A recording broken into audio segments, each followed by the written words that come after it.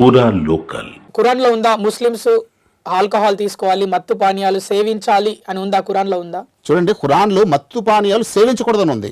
మత్తు పానీయాలు సేవించకూడదు. ఇక ప్రాఫిట్ మొహమ్మద్ ఏం చెప్పారంటే, ఎవరైతే మత్తు పానీయం సేవిస్తాడో అతడిలో విశ్వాసం బయటికి పోతుందని చెప్పారు. అప్పుడు నిజమైన ముస్లిమ్స్ అవుతారా? మత్తు పానీయాలు సేవించిన వాళ్ళు విశ్వాసం బయటికి పోతుందంటే అది కాఫీర్ అయిపోతాడు, తిరస్కార అయిపోతాడు, ధర్మాధికారి అయిపోతాడు. అంటే ఇప్పుడు ఎవరైతే ఆల్కహాల్ సేవిస్తున్న ముస్లిమ్స్ అందరూ నిజమైన ముస్లిమ్స్ కారు. ఇస్లాం వాళ్ళని ముస్లిం యాక్సెప్ట్ చేయదు అసలు. అది సరే. ఇక్కడ ప్రధానమైన అంశం ఏంటంటే సారాయిని కూడా తల్లి అంటారు, అది సారాయిని కూడా మాత అంటారు. చూడండి, మరి ఇప్పుడు గోమాత అంటాం, భూమాత అంటాం, సారాయిని ఎందుకు మాత అంటారు చెప్పండి? అది చెప్పాను కదా, సారాయి సేవించినప్పుడు రకరకాల మీకు చెడులకి దారి తీస్తుంది. అన్ని చెడులకి ఇది మూలం కాబట్టి మూలం ఏదైతే ఉందో అది మాత. ప్రతి విషయానికి మూలం ఏదైతే ఉందో దాని మాత అంటారు. ఇది అరబీ సాహిత్యంలో ఉండే పద్ధతి అనమాట. అరబిక్ పరంగా మాత్రం ఆ విధంగా ఉంటుంది, ఆ విధంగా ఉంటుంది. కానీ ఇక్కడ హిందూ సనాతన ధర్మం ప్రకారం మాత అంటే వేరేలాగా ఉంటుంది. లేదు, ఇక్కడ కూడా అనేక వాటిని మాత అంటారు కదా. ఇప్పుడు గోదావరి మాత, అరబిక్ మాత వేరు, సనాతన ధర్మం మాత వేరు.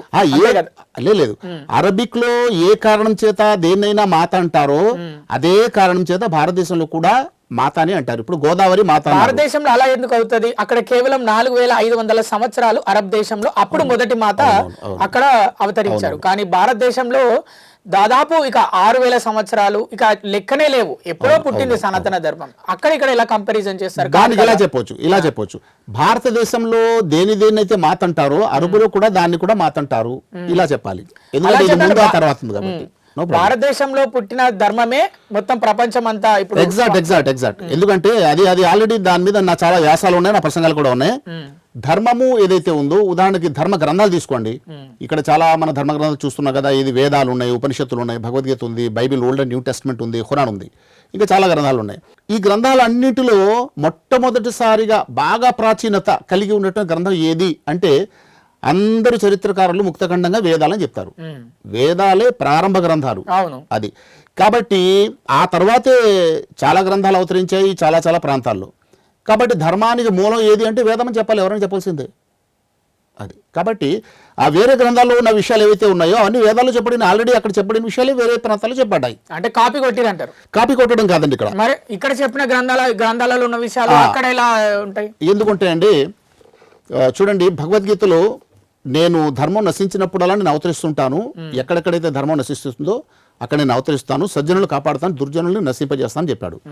ఎప్పుడెప్పుడు ధర్మం నశిస్తుందో అన్నారు. కాబట్టి భారతదేశంలో ధర్మం నశించినప్పుడు పరమాత్ముడు అవతరణ ఇక్కడ జరిగింది. అలాగే వేరే ప్రాంతాల్లో ధర్మం నశించినప్పుడు అక్కడ కూడా పరమాత్ముడు అవతరణ జరిగింది. అందుకే మనం ఏమంటామండి, కృష్ణం వందే జగత్ గురువు అంటాం.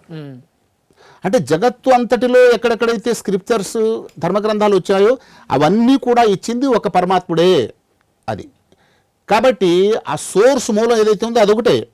భారతదేశంలో సంస్కృత భాష ఉంది కాబట్టి సంస్కృతంలో ఇచ్చారు. ఇక్కడ హీబ్రూ భాష అక్కడ ఉంది కాబట్టి మోషే కాలంలో హీబ్రూ, యేసు కాలంలో అరామిక్ భాష ఉంది కాబట్టి అరామిక్ భాషలో మీకు గ్రంథాన్ని ఇచ్చారు. అలాగే అరబులో అరబిక్ భాష కాబట్టి అక్కడ ఖురాన్ అరబిక్లో వచ్చింది. మొత్తం అన్ని గ్రంథాలు ఇచ్చినాడు ఒకడే, ఆయన పరమాత్ముడు.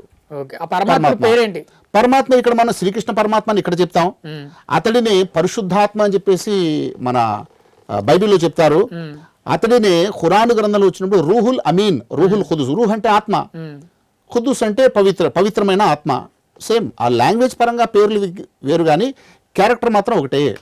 అది ఈ విషయాన్ని అర్థం చేసుకున్నారనుకోండి, హిందూ ముస్లిం క్రైస్తవులు యూదులు అందరూ కూడా ఒక రకమైనటువంటి భావోద్వేగ వాతావరణం వాళ్ళలో ఏర్పడుతుంది.